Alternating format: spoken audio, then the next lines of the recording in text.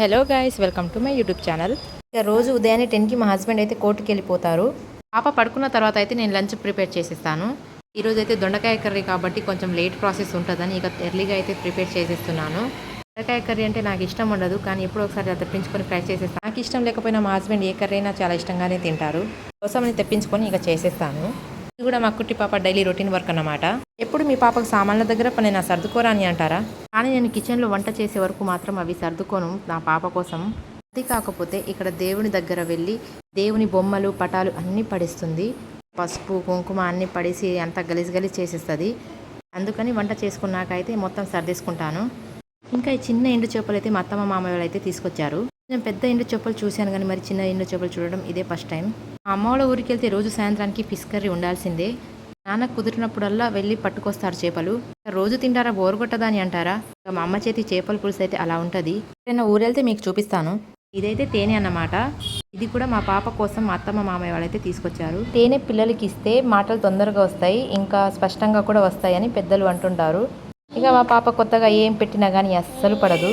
ఇంకా కొత్తగా ఏదైనా ఇచ్చామనుకోండి ఇక వాంతింగ్ చేసుకున్నట్టే చేస్తుంది. సరే చూడండి మీరే.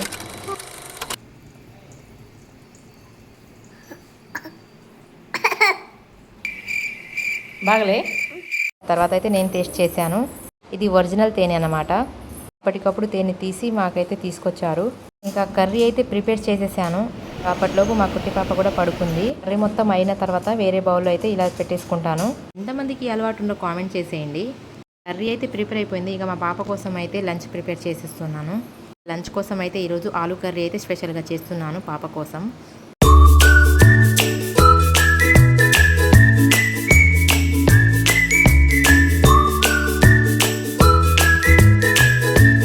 ఇక పాప కోసం డైలీ ఒక ఎగ్ అయితే కంపల్సరీగా తినిపిస్తాను. అప్పుడప్పుడు పాపతో పాటు మేము కూడా ఎగ్ తింటామనుకోండి. వంట కార్యక్రమం అయితే అయిపోయింది. తర్వాత ఏదైనా చిన్న చిన్న పనులు ఉంటే అన్నీ చేసేసుకుంటాను. మా హస్బెండ్ కరివేపాకు కట్ట తీసుకురామంటే కట్టలు తీసుకొచ్చారు. ఇప్పుడు ఇంతకు తీసుకురాలేదు, కానీ ఈసారి ఎలా అర్థమైందో ఏమో.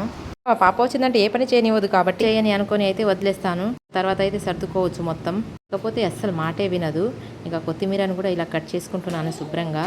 ఇలా కట్ చేసుకొని స్టోర్ చేసుకుంటే మనకు కర్రీ చేసినప్పుడు వేసుకోవడానికి చాలా ఈజీగా ఉంటుందన్నమాట. ఇక పాప మొత్తం వాటర్ పోసి వెళ్ళిపోయింది. పిల్లలు ఏం చేసినా మనం సర్దుకోవాల్సిందే కదా. ఇవన్నీ నేను ఒక బాక్స్లో పెట్టుకొని ఇలా స్టోర్ చేసుకుంటాను ఫ్రిడ్జ్లో. చాలామంది ఏం చేస్తారంటే ఫ్రిడ్జ్ని చాలా ఎక్కువగా వాడుతుంటారు. ఏదైనా కర్రీస్ కానీ చట్నీస్ కానీ ఏం మిగిలినా కానీ ఫ్రిడ్జ్లో స్టోర్ చేసుకొని వాడుతుంటారు. ఇలా వాడితే మన హెల్త్కి చాలా ప్రాబ్లమ్స్ అయిపోతాయి. నేను మెయిన్గా ఏం చెప్పాలనుకుంటున్నానంటే చికెన్ కర్రీ, మటన్ కర్రీ అలాంటివి ఉంటాయి కదా, ఈ ఫ్రిడ్జ్లో పెట్టి మళ్ళీ వేడి చేసుకొని తింటాం. అంటే ఫ్రిడ్జ్లో నుంచి తీసి మళ్ళీ వేడి చేస్తే అందులో కెమికల్స్ తయారైపోతాయి అన్నమాట. ప్రతిసారి మనం అలా తీసుకుంటే ఇక మన హెల్త్కి చాలా ప్రాబ్లం అయిపోతుంది. ఇంకా ఏదైనా ఎక్కడ స్టోర్ చేసుకోవాలంటే నేను సమ్మర్లో మాత్రమే ఫ్రిడ్జ్లో స్టోర్ చేసుకుంటాను. ఎండకి అవి పాడైపోతున్నాయి కాబట్టి. ఇంకా ఏమైనా మీకు డౌట్స్ ఉంటే కామెంట్ చేయండి, కానీ నా ఛానల్ని సబ్స్క్రైబ్ చేసుకోండి.